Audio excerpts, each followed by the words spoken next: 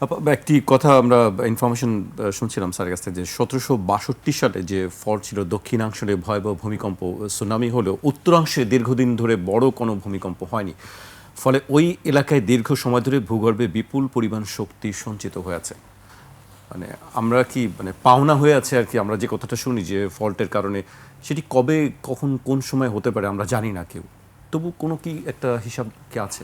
এটা আসলে প্রফেসর আনসারই ভালো বলতে পারবে। এগুলো আসলে কোনো জাস্ট প্রবাবিলিটি থেকে বলা হয়, কিন্তু ওইভাবে আসলে আমরা কখনো বলতে পারবো না যে এটা কখন হবে। কিন্তু বাংলাদেশকে অবশ্যই, যেহেতু একটা ধারণা করা হয় যে ১০০ বছরের মধ্যে বড় বড় ভূমিকম্পগুলো ফেরত আসে এবং সেই সময়টা আসলে আমাদের হয়ে গেছে, কিন্তু একেবারে নিশ্চিতভাবে বলার কোনো তথ্য প্রযুক্তি এখনো আমাদের নাই।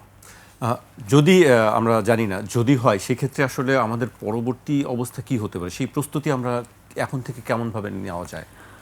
প্রস্তুতি নেওয়ার ক্ষেত্রে আমি বলবো যে এটা আসলে যদি আমি আমাদের সরকারি পর্যায়ে বলি, এবং যেহেতু অনেক গবেষণা হচ্ছে এবং বহু কাজ আসলে ঢাকা শহর বা অন্যান্য কতগুলো শহরকে নিয়েও হয়েছে, সেখানে কিন্তু প্রতিনিয়তই বলা হচ্ছে যে এরকম একটা ভূমিকম্পের জন্য প্রস্তুতি আমাদের নিতে হবে।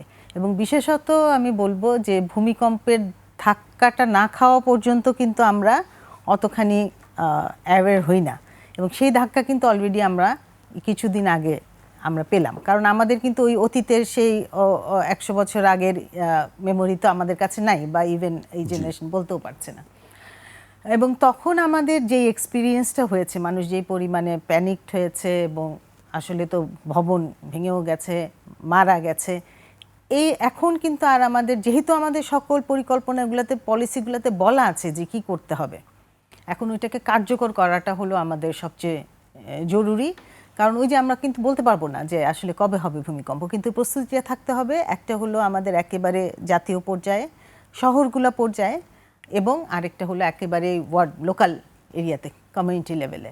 এবং জনগণকে অ্যাওয়্যার থাকতে হবে। যে বিষয়টা আসছিল যে আমাদের তো এত ভবন, এই যে বলা হলো ৬ লাখ ভবন, তার মধ্যে একটা বড় পার্সেন্টেজ আসলে ভূমিকম্প সহনীয় না। এই সহনীয় না থাকাটার কারণ কি? কারণ আমরা একজন ভবন মালিক হিসাবেও, বা একটা ডেভেলপার বলি, ভবন মালিক বলি, আমরা কিন্তু ভূমিকম্পের এই যে বিরাট বিপদটা, এটাকে কিন্তু আসলে আমরা ওই ব্যাপারে অ্যাওয়্যার হচ্ছি না। আমরা হয়তো কিছু সাশ্রয় করার জন্য প্রপারলি আমরা ইঞ্জিনিয়ারিং ডিজাইন করলাম না, ভালো মেটেরিয়াল ব্যবহার করলাম না, যেভাবে করা উচিত ডিজাইনটা সেভাবে করলাম না।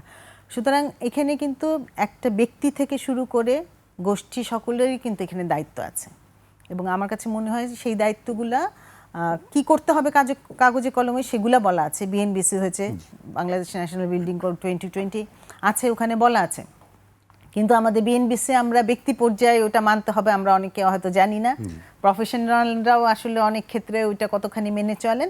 এবং আমি যদি বলি একটা সিটি লেভেলে কোনো অথরিটি আসলে ওইভাবে নাই, কিন্তু বিল্ডিং রেগুলেটরি অথরিটি হয়েছে আমাদের, কিন্তু ওইটার কার্যক্রম এখনো শুরু হয় না।